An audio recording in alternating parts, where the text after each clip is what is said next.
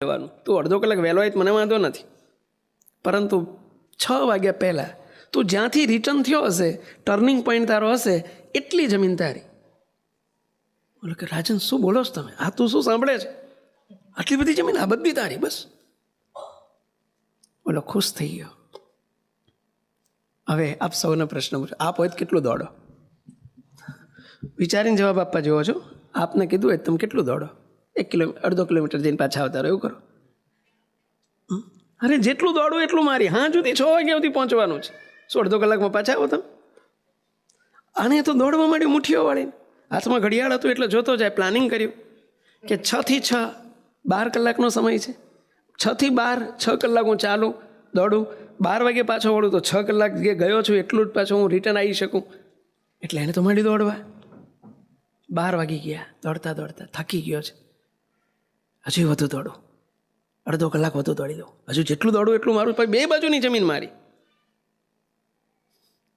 વળતા હું 6.5 કલાકની દોડ 5:30 પૂરી કરીશ, પણ થોડુંક સ્પીડમાં દોડીશ. 12:30 થયા.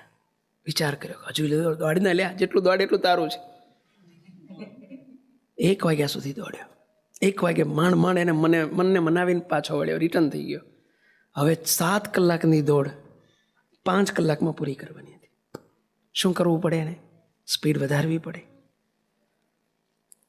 જે સ્પીડમાં ગયો હવે એ કંઈ ધીમો ધીમો નહોતો ગયો, દોડતો જ ગયો હતો. પેલી આશામાં. કઈ આશામાં? હજુ જેટલું દોડું એટલું મારું, જેટલું દોડું એટલું મારું, જેટલું દોડું એટલું મારું. 1 વાગે માંડ મનને મનાવ્યું હશે હો. અને 5 કલાકમાં, હવે 7 કલાકની દોડ 5 કલાકમાં પૂરી કરવાની હતી. હાંફી ગયો. ડબલ સ્પીડમાં દોડવાનું હતું. જ્યાં રાજા બેઠા છે, સાંજે 6 વાગે રાજા જ્યાં બેઠા હતા ને ત્યાં બેઠા હતા ખુરશી નાખીને. અને જ્યાં પેલો દોડીને એકદમ આવ્યો તો ખરો, પણ આવતાની સાથે જ ત્યાં ભૂ દઈને પડ્યો લાંબો થઈને. રાજન હું આવી ગયો. આટલું બોલતા બોલતા પડી ગયો. અને પડ્યો એ પડ્યો, ફરીથી ઊભો થઈ જ ના શક્યો. ગયો એટલે ક્યાં ગયો? સમજી ગયા ને પેલા? ભગવાનના ઘેર. રાજા એટલું જ બોલ્યા, આને આટલી જ જરૂર હતી. આને જમીનની કેટલી જરૂર હતી? આટલી જ. એ રીતે આપણો હિન્દુ નહીં હોય એટલે. નહીં તો સળગાવવા માટે તેટલી જગ્યાની જરૂર નથી, આટલી જ જરૂર હતી. એના માટે કેટલું દોડ્યો. કેમ આવું થયું? કે હવે સુખી થયો કે દુઃખી થયો? કહો. આટલું લઈ લઉં, આટલું લઈ લઉં, આટલું લઈ લઉં. તો હાથે કરીને એને દુઃખ ઊભું કર્યું. સંતોષ માનીને કલાક, 2 કલાક, 3 કલાકમાં પાછો આવતો રહ્યો તો આપણને તો કંઈ લાગુ પડતું નથી ને આ બધું? આપણને તો કશું લાગુ નથી પડતું ને પહેલાં. જો બહુ વિચારજો. માણસને દુઃખી થવાનું કારણ એક જ, આપણી આશાઓ, અપેક્ષાઓ પછી પૂરી ના થાય ને એટલે દુઃખી થઈ જઈએ. એટલે દુઃખી થઈએ છીએ. ઓવર એક્સપેક્ટેશન આપણે એમાં જીવતા હોઈએ છીએ. ઓવર એક્સપેક્ટેશન, વધારે પડતી આશાઓમાં. અને એ આશાઓ પૂરી નથી થતી, એ જ અસંતોષ. એ જ અસંતોષ.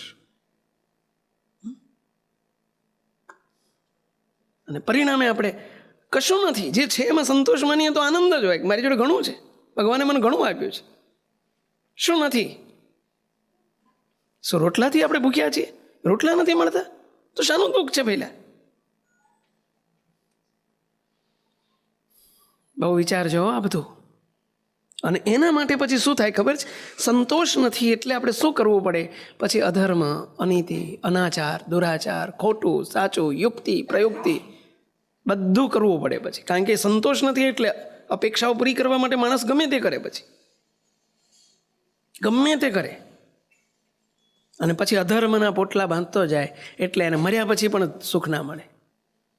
અધર્મ અને અનીતિથી દ્રવ્ય ભેગું કર્યું હોય, કારણ કે એની પેલી અપેક્ષાઓ પૂરી કરવી છે ને. પછી નીતિમત્તાને અને પછી બધાને ઠોકર મારીને મોરાલિટી ક્યાંય જાય? આપણે નીતિમત્તાના પાઠ ક્યાંય જાય? અને પછી કોઈ પણ હિસાબે દગા, કપટ, પ્રપંચ કરીને પણ આ જોઈએ છીએ. અને જોઈએ છે એટલા માટે બધા પાપના પોટલા ભરતો જાય માણસ. અને પછી આ લોકમાં દુઃખી અને પછી પણ દુઃખી. 2016માં બનેલી ઘટના એક કહું છું.